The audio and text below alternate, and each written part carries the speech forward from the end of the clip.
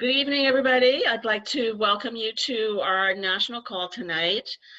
We have a great speaker coming up, and you're going to hear from her in a couple of minutes. Before we get started, I just want to let you know that if you hover down at the bottom of your screen, you will see several little icons. One is chat, and one of the other ones is Q&A. If you have questions, please put them in the Q&A box, and then after the presentation, we will be able to address those questions, and Stephanie will be very happy to answer them for you. So try and use that box. I'm going to turn it over to Margot Frank right now, who will give you a little background and introduction on Stephanie Mines, who we're thrilled to have with us all the way from New Zealand. At the miracles of technology. It's awesome. Thank you. Welcome, Stephanie, and welcome everyone else. We are excited to have Stephanie on the call today. She is a neuroscientist, a psychologist, and the author of 5 books on the treatment of trauma and shock. And for decades, she has been developing resources to respond to the kind of shock we're now experiencing as a result of climate change.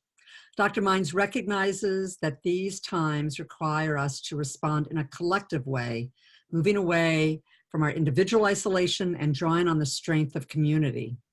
She's been the driving force behind the creation of an international, intergenerational, and multidisciplinary conference called Climate Change and Consciousness, Our Legacy for the Earth, which will be held in Scotland next year. In addition to the conference, there will be an ongoing structure of networks and resources to cultivate resilience so that humanity can thrive in a climate-changed world.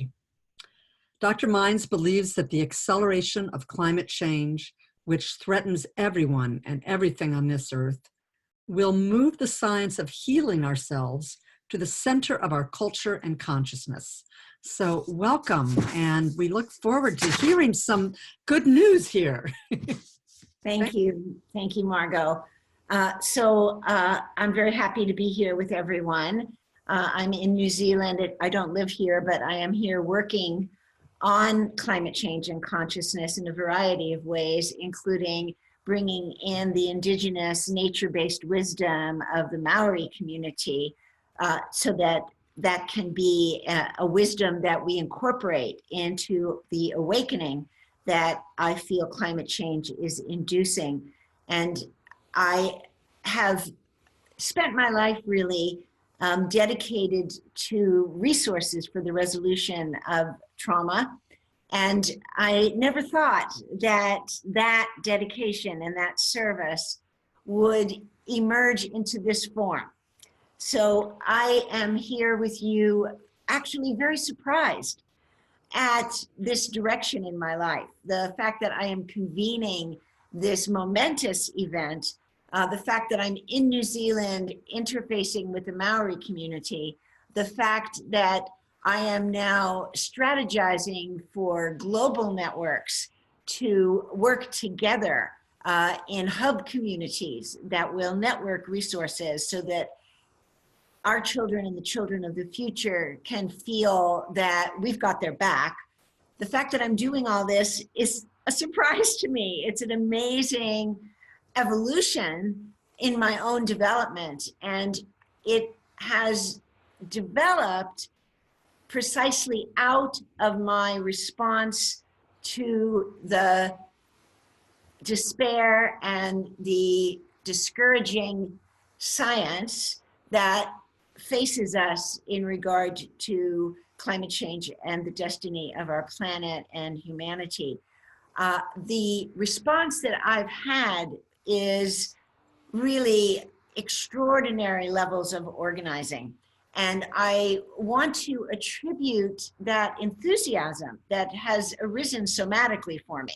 So my development here as a conference organizer, as a global networker, as somebody who works globally rather than working individually, which I've done for so long, is the product of my own healing process.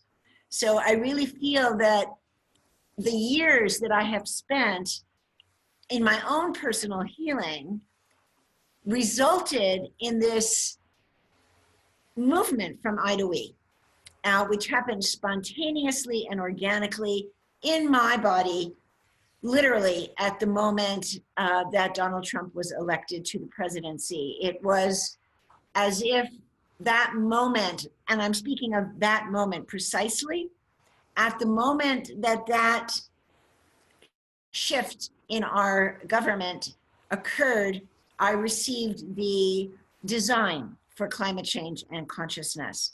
And my life has changed utterly from that moment on. And I believe that I was receptive to that guidance that led me to become a global networker as a result of the personal healing that I've done. So my own work and my work in healing trauma in community has taught me something really quite remarkable, which is that people who are faced with the most discouraging conditions, and I would put myself in that category as a child where my environment was extremely discouraging, really amaze me with the kind of miraculous love and compassion and activism that arises out of them despite overwhelming burdens and traumas.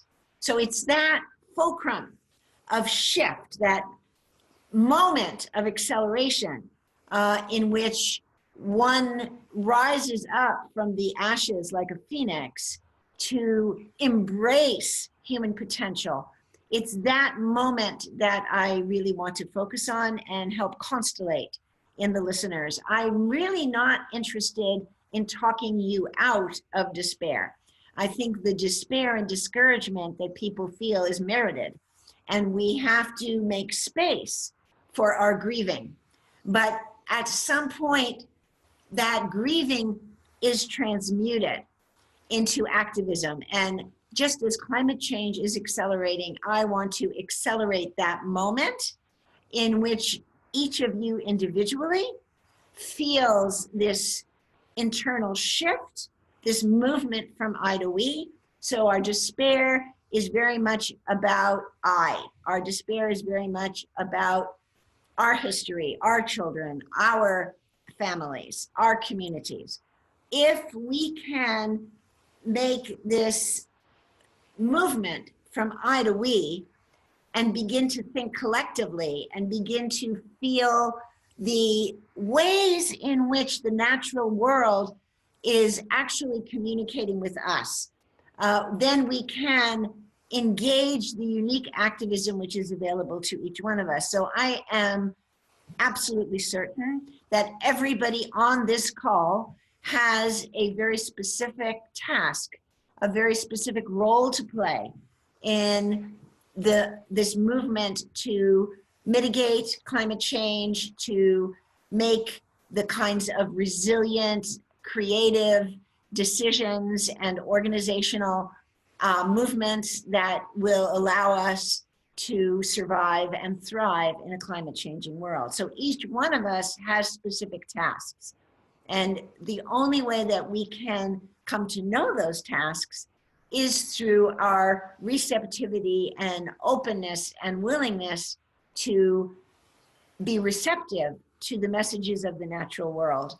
And what I can do in this call, if it's helpful, is provide some very simple exercises that would allow the listeners and the viewers on this call to be able to tune in more specifically and more directly to that guidance.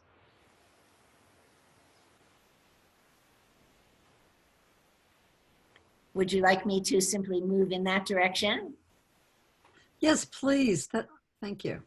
Okay, so I'd like everybody who is listening, if you can, to put the soles of your feet, hopefully shoes off, but not absolutely necessary. You can still be in your shoes or your socks, but feel the soles of your feet on whatever ground is under you. That might be a carpet or a wooden floor, wherever you are.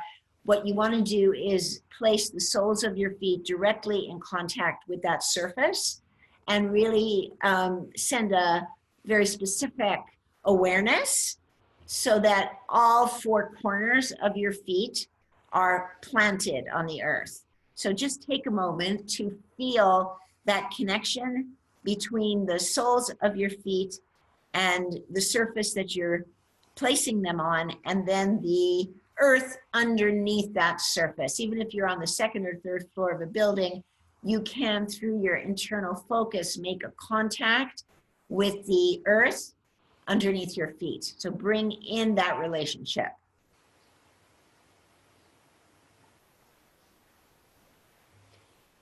And you can place your hands, the palms of your hands, on the middle of your upper thighs so that the palms of your hands make contact, likely with the material that you're wearing. But just as we made contact with the earth through the soles of our feet, through that material that you're wearing, you can also make a contact with the flesh on the mid-thigh under the palms of your hands. So tuning in to these areas, mid-thigh, soles of the feet.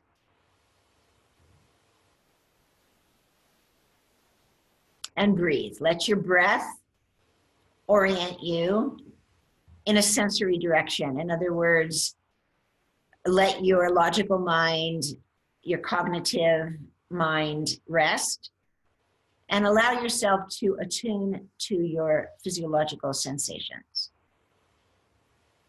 Just slowing down, breathing, making contact with the mid-thigh and the soles of your feet.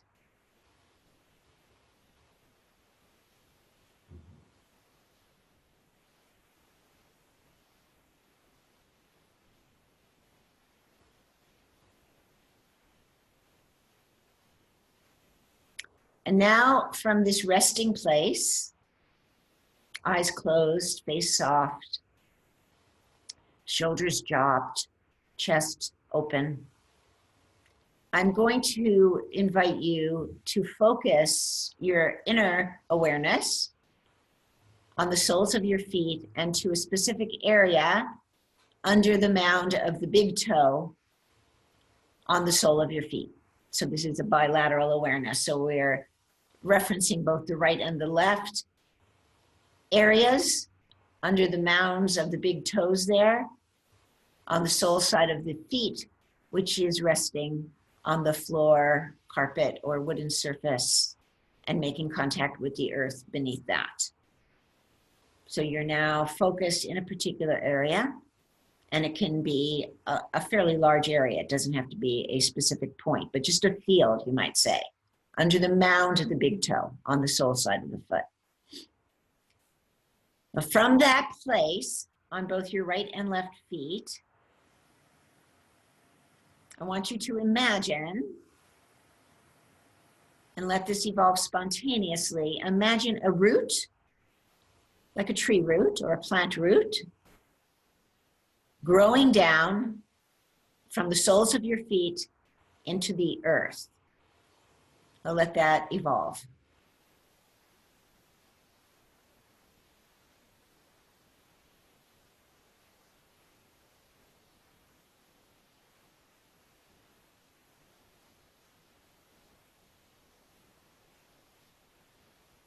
And simultaneous with that,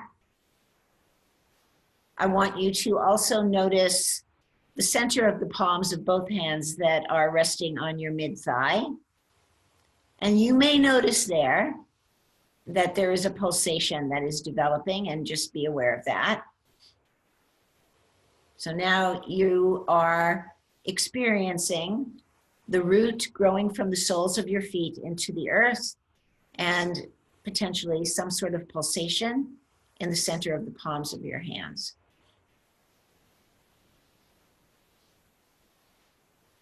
And I want you to allow that root connection with the earth to communicate with you, to speak to you, and to form an intimate relationship between you and the earth, the living organism of Gaia, not the earth just in the sense of soil, but earth in the sense of the body of the living organism that is Gaia, that is the world, Mother Nature, the earth. Now let that vibration of intimacy and communication begin to energize the soles of your feet and travel up through your legs into the palms of your hands and then throughout your body. Just let yourself step more deeply in to the flow of this energetic transmission, which is your relationship to the natural world. And I want you to feel the bond that you have with Mother Earth, with Gaia. And know that this is an unbroken bond, a bond you've always had, a bond you always will have, and that it is through this bond, through reigniting this bond, through reinstalling this bond, taking the time to attune to this bond, that you will receive very specific, very direct guidance for the role you are meant to play, for the role that is ignited within you at this critical transit, this threshold dance we are engaged in globally as a universal community. And that you are part of that. You are an important, essential participant. And the meaning of this time is for you to engage at this level. So just continue to feel that. It's not necessarily in language or as a specific cognitive message, but rather as a sensation, as sensory attunement, blending between you and Gaia. And from this blend, from this relationship, comes your assignment, your destiny in this climate changing world.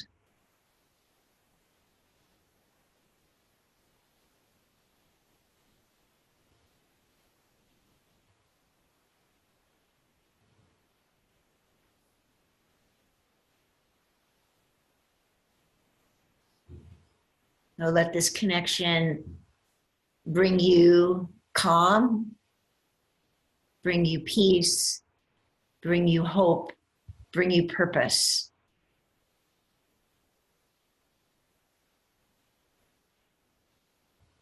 The sites that I have directed you towards are what I call sacred sites.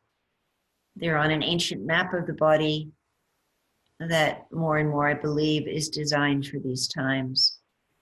And these sites are the sites of balance and the sites of movement, action.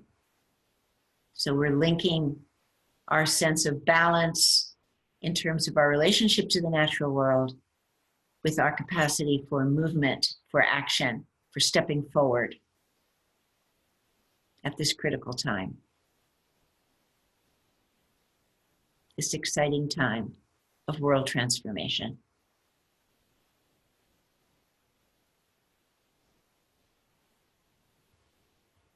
And when you're ready, you can just very slowly open your eyes. We're not able to see everyone at the moment, but have a sense as you open your eyes of being part of a global community, of being part of a world family that is responding to our greater mother, and that the forces of the natural world want us to thrive in a climate changing world. They're ready to engage with us.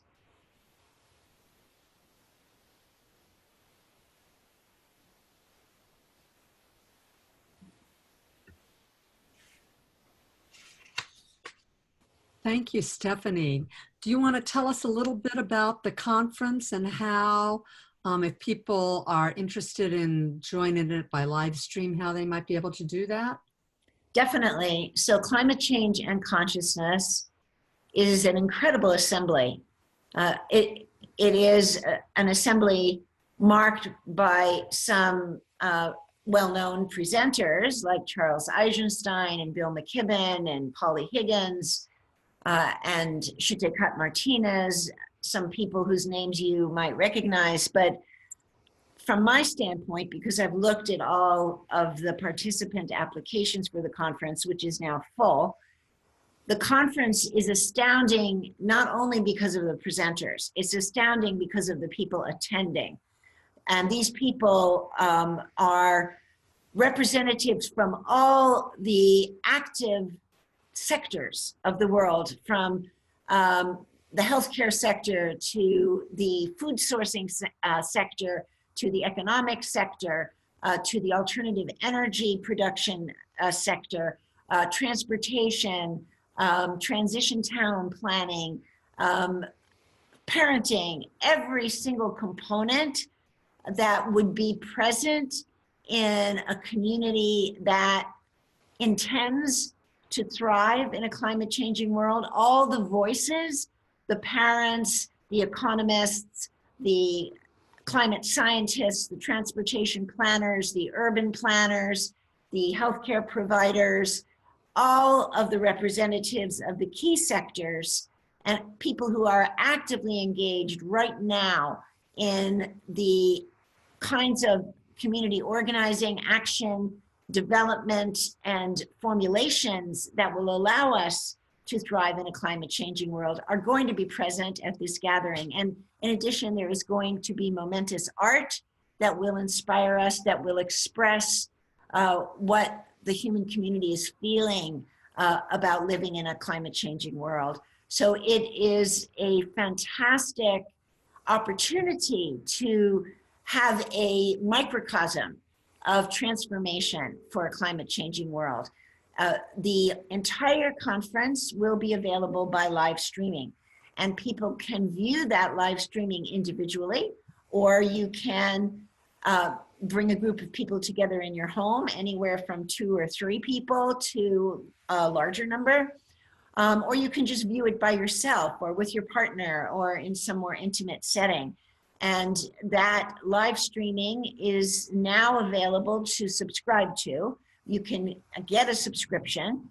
The early bird pricing on the subscriptions has actually just opened up, I think today. And if you would like to subscribe and access the early bird pricing and mention that you heard about it from me, that would be very helpful, because the live streaming subscriptions that are related to a particular organizer benefits their particular activity in climate change and consciousness. And I am engaged right now in developing the action plan that will follow climate change and consciousness. So this is a network that will take the resources that come out of the conference event and collate them and put them into a format that will be available globally to networks that have actually purchased these live streaming subscriptions.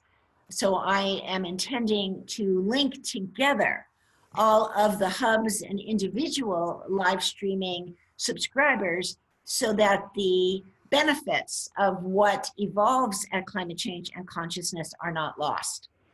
And So Stephanie, what are the dates of the conference? it's April 20th through the 26th, 2019. Great, thank you. You're welcome. I'm wondering if there's any little bit you want to add before we go to questions and answers. Well, I wanted to mention my campaign for sustainable health. And this is another campaign that would benefit from your subscriptions. And this is an effort, a pilot project that I have created that will collate and combine the kinds of resources that I shared with you in this call. So resources such as the sacred sites of the body that can be contacted to create changes in the human nervous system, along with many other resources of that kind that would allow us to deal with the anxiety and the panic that is likely to ensue as climate change accelerates.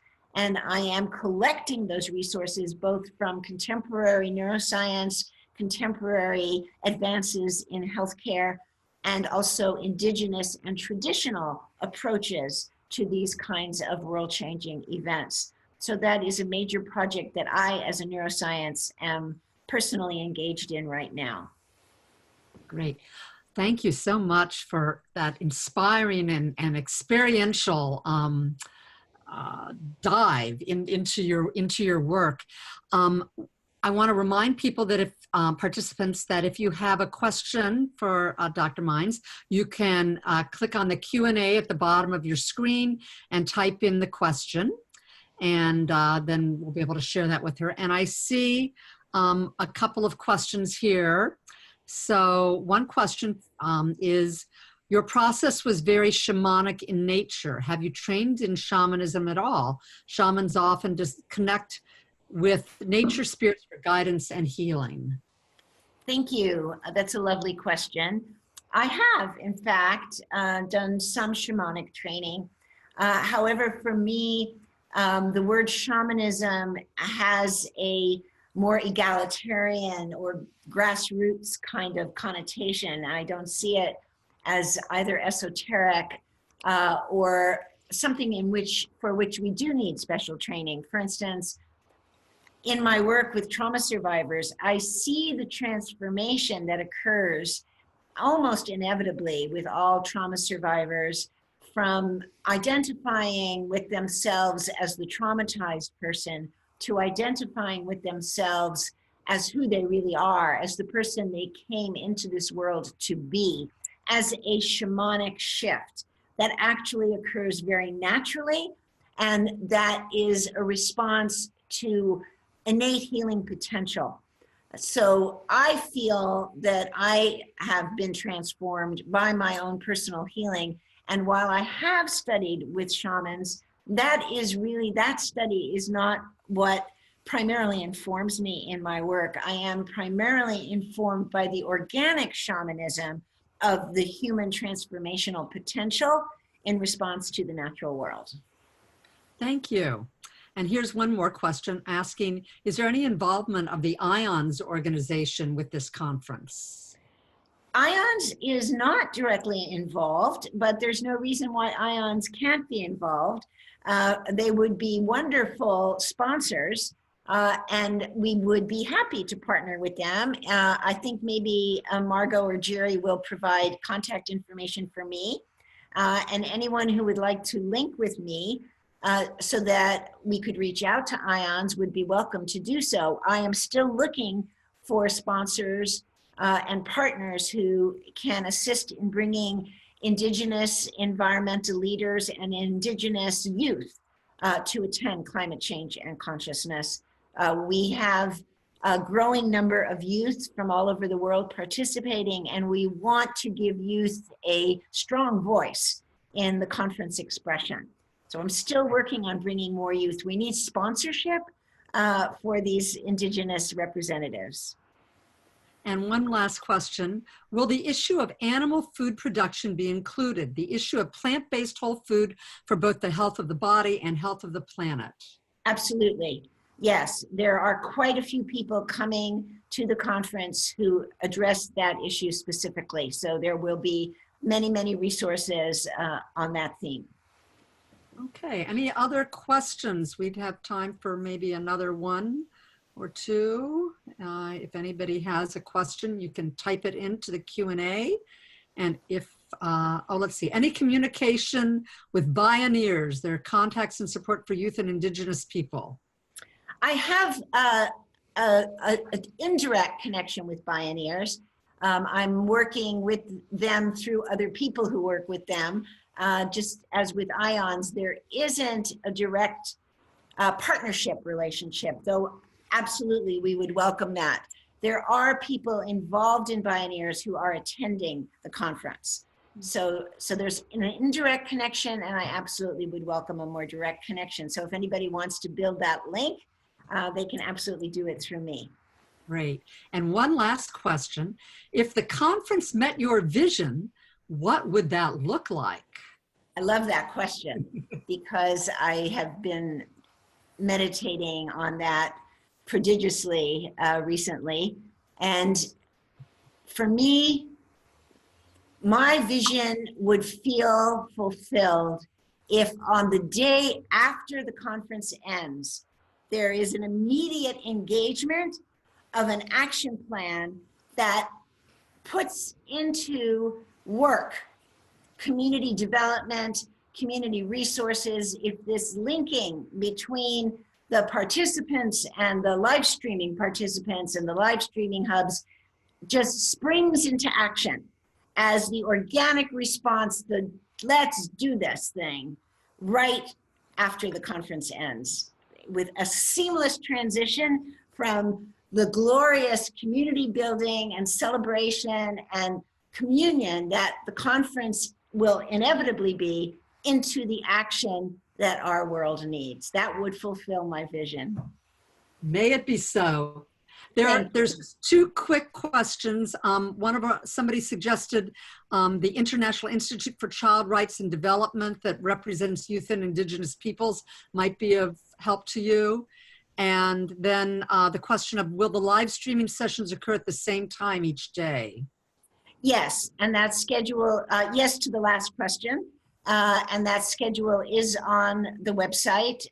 Of course, you know, there's going to be some time differences. And so for the people who want to retrieve the sessions that they can't view live, they will, of course, receive the recordings. And in terms of the first part of that question, again, please do make that link. I would love, I don't know that particular organization, and I would love to have that link. Right. So any of you who suggested other organizations, if you are able to connect Stephanie with them and then with her, I hear that she would really appreciate that. And thank you so much for joining us today, all the way from New Zealand. I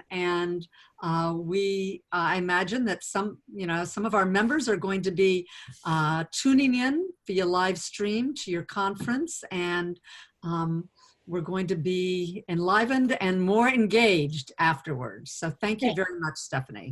Thank you for having me. I really appreciate it. I'll sign off now. Thank you, Stephanie. This was wonderful. And it just seems so ironic that trauma resilience has to be, and treatment has to be applied to climate change victims. And, it's mind-boggling that that's the place that we're in right now. So I hope that your vision comes true, and that your conference is a great success. And I'm sure that some of us will be tuning into that. Thank you very much, Jerry. And it's what you're saying is, of course, completely true. And I feel like my whole life has prepared me to be of service at this moment. And I want to say that I am sure that that is true of everyone on this call. I am myself an elder, a mother and a grandmother, and I feel this is our time to step into our leadership power, to take everything our lives have taught us and put it in the service of humanity. And I know it sounds odd, but I fully believe this. Once you start to do this, because this is what I'm experiencing, once you start to do this, there is such an infusion of joy and motivation that begins to percolate up in your body, as you begin to make the links and you become involved in making a difference in activism and unification and tapping into resources. You will be infused with a spirit of joy and purpose. And I am praying for that for each and every one of you. We need you all. Thank you. Thank you so much, Stephanie. We really appreciate your time, and I'm not sure what time it is currently. I hope it's not the middle of the night where you are. No, I don't even know what day it is where you are. it's the day after where you are, and it's a lovely afternoon here in New Zealand. Okay, great. Thank you so much. We really appreciate it. Kia ora, kia ora. All right, that was a wonderful presentation. We were very, very fortunate to have Stephanie spend some time with us. And I want to just kind of share with you some of ECA's actions and accomplishments this past year, because sometimes we forget, we get so involved with what we're doing that we fail to even recognize that, just let me just,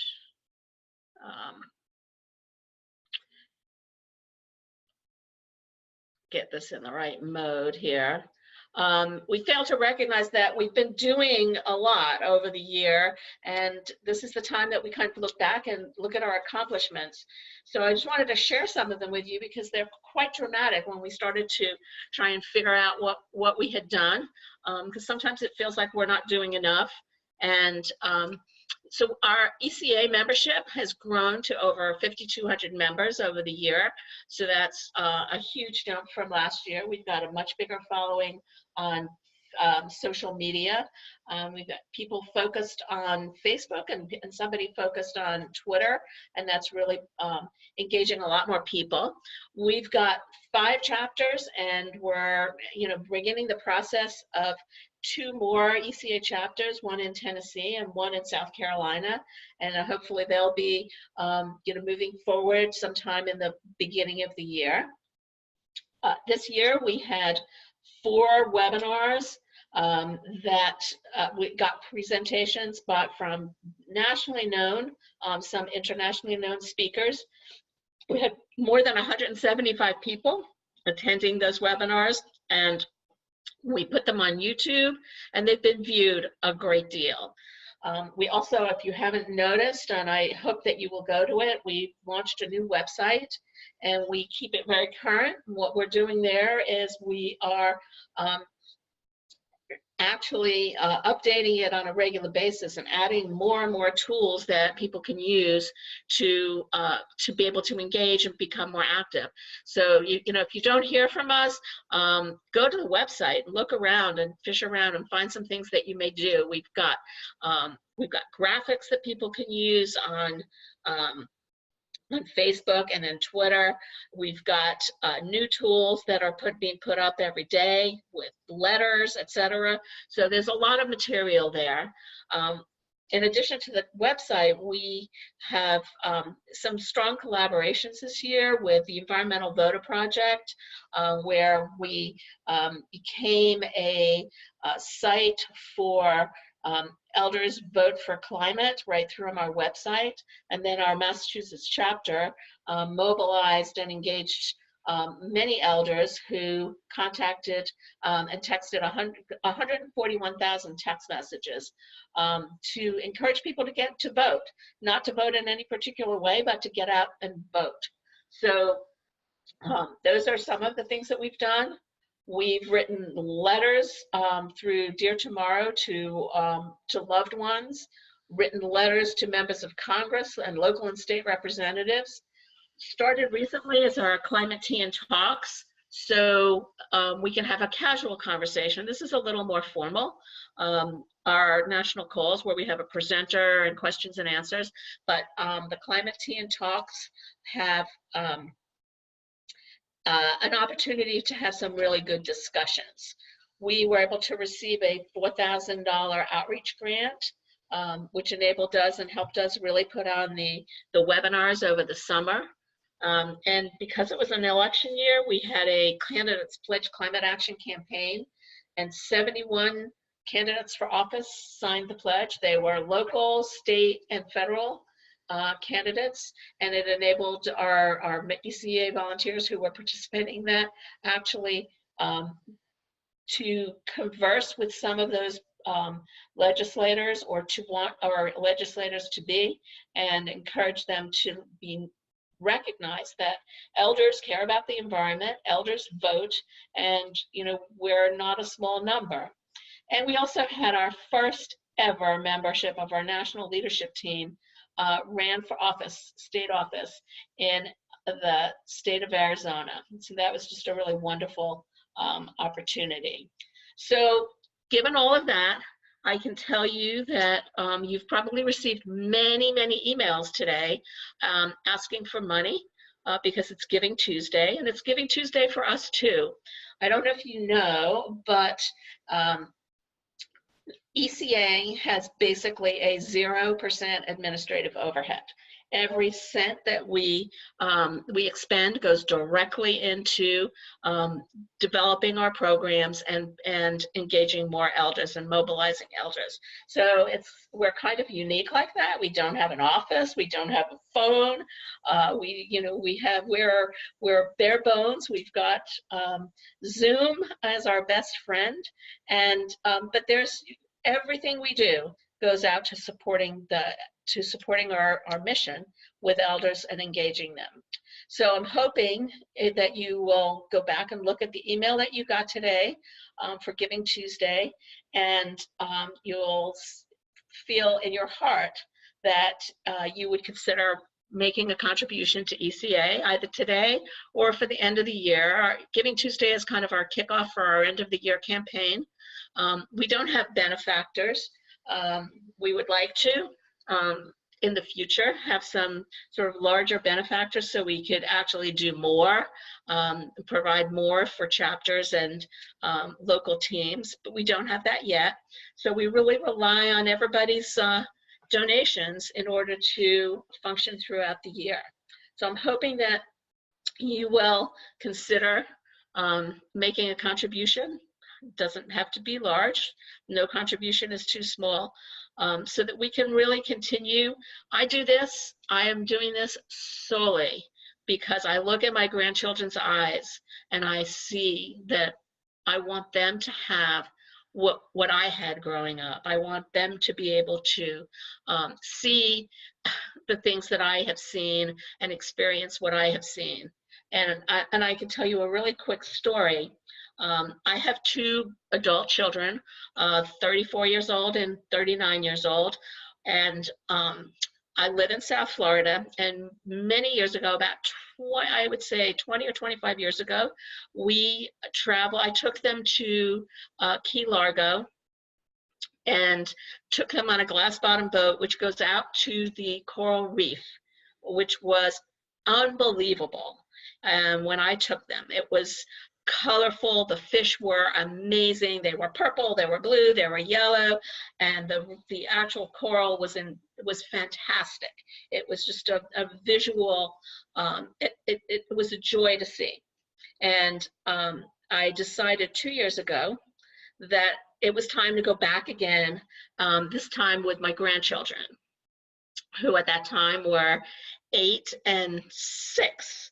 And we went out, and I can tell you, I was in tears. It was devastating. The colorful fish were gone. There were plenty of gray fish on silverfish, and the kids were very happy to see it because it was a great deal to be on a glass bottom boat. The coral is no longer colorful, and there's not a lot of it left. So in a matter of 20 years, I have seen such a huge change in the coast of Florida that I've never imagined that we could change things that quickly. So time is running short, and I'm hoping that you'll consider making a contribution to ECA this year. I know you're inundated with many organizations asking for contributions, and we're just one of many, but I hope you'll consider us. And if anybody has any questions, you can put them in the chat, and I'd be happy to answer them, or Margot will. So just any questions? I just want to add, Sherry, that I often listen to Buddhist talks or other kinds of talks online, and at the end of it, there's always an opportunity, if you appreciated that, what you learned from that, to just donate $5. And so if you appreciated hearing Stephanie Mines and the guided process that she led us through today, you can just go to our website and click on the donate button and just give us $5 and we would be very pleased. Thank you. Thank you, Margot. This is very true. I'm going to share my screen with you one more time because I'm going to show you where some of our tools are on our website. And hold on one second. Let me share this with you. So if you go to our website, and there's a lot there, I'm just going to take you one place. When you go to Get Engaged, and you go to Take Action,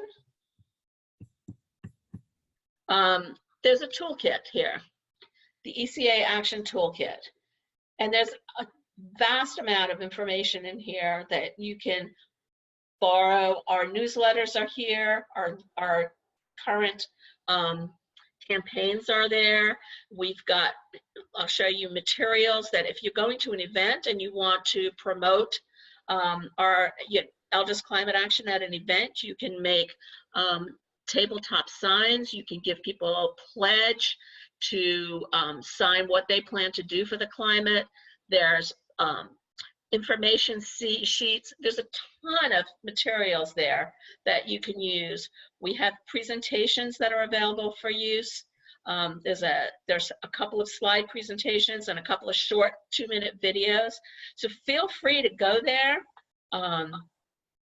and use the materials that we're preparing and go back often, because I tell you, Jen puts something probably new up there on a weekly basis. We try and put everything on Facebook and on Twitter, but that doesn't always get to everybody. And we include things on our newsletter, but I tell you, if you go to our webpage, you will find a lot of materials. We have a question here. What is ECA currently doing to get large sponsors? ECA has not actively sought out sponsorships at this point. We just haven't had the resources to be able to get out and do that, unfortunately.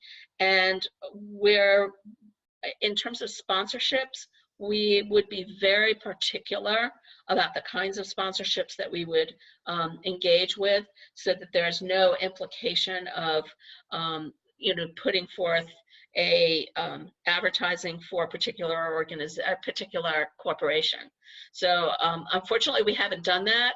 I could see us being able to do it in the future when perhaps we have more human resources in terms of people capital to be able to do it. But thanks for that question. And Jerry, because we are a program of Elders Action Network, previously called Conscious Elders Network, and that organization is going to be doing some major donor building, which will benefit ECA also. Thank you.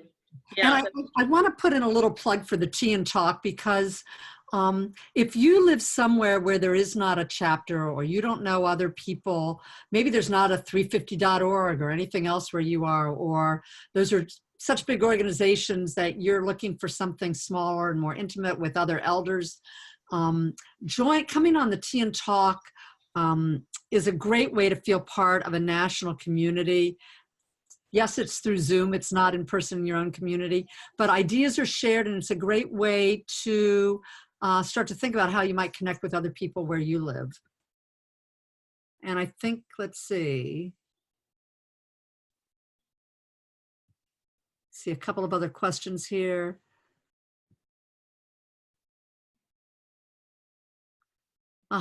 So someone is suggesting that we have someone from Citizens Climate Lobby on one of our national calls. I know that we've had them when we gathered in Washington, D.C. They came and spoke to us. And maybe we had them on a national call a long time ago. Yeah. And also someone is asking if we're considering how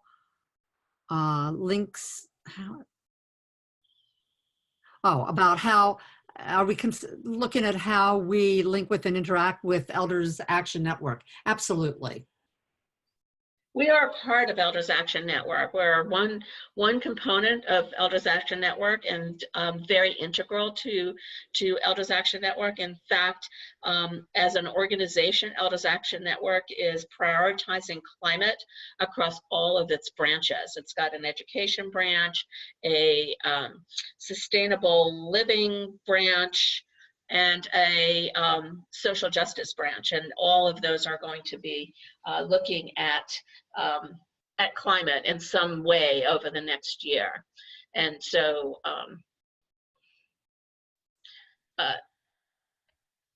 so that is definitely, we are very integral to, we're a part of them. We're one family. Before we close, and we're going to close in 1 minute, our next national call, if regularly scheduled, would have been on Christmas Day. So in lieu of having a call on Christmas Day, what we have decided to do is to have on the day of our Climate Tea and Talk, have that be a national call, and it will be on the 4th at 6 p.m. Eastern, 3 p.m. Pacific. And we're going to have a treat in that, where we have a guest speaker who is a climate change activist, and will be showing and talking about climate change and yoga, and integrating those two things, which I think will be very rejuvenating and peaceful for us moving into the holidays. So that's it for now, and thank you all for being on the call. I really appreciate it. Hope to see you on the 4th. That's the 4th. No, it's the 11th. I'm sorry. It's December 11th. I apologize. The 11th. I do apologize. It's December 11th. We'll be sending out notices. It'll be in the newsletter. You'll be able to sign up for it. And I thank you all for being here tonight, and have a great evening.